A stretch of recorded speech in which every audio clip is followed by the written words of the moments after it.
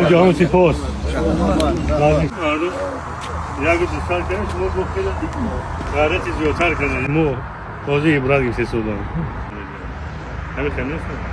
مردم کی هست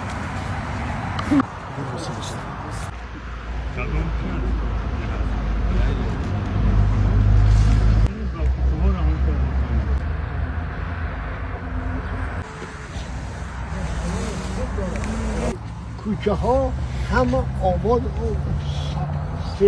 کردگی اسفالت کردگی این بد است این خوب کو این کار خوب یک کس میبیند نه یکی درخت مردم آبادکار بود سازنده بود است نمیخواد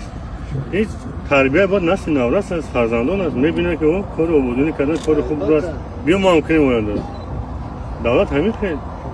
وطن همین خیلی آباد میشه زیبا میشه تربیت کردن در کار فرزندان خوانند دانند دانش آموزند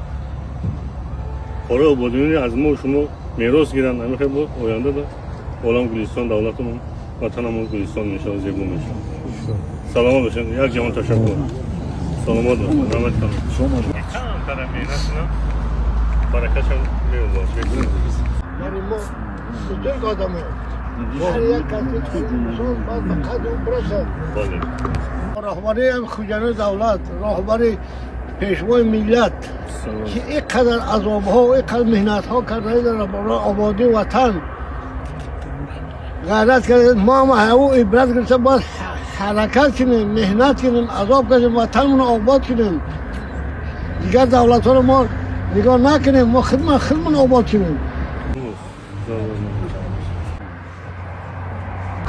در روزه سیلوی درخت سیلوی من بیزار که همین دیگه هم سیلوی باشه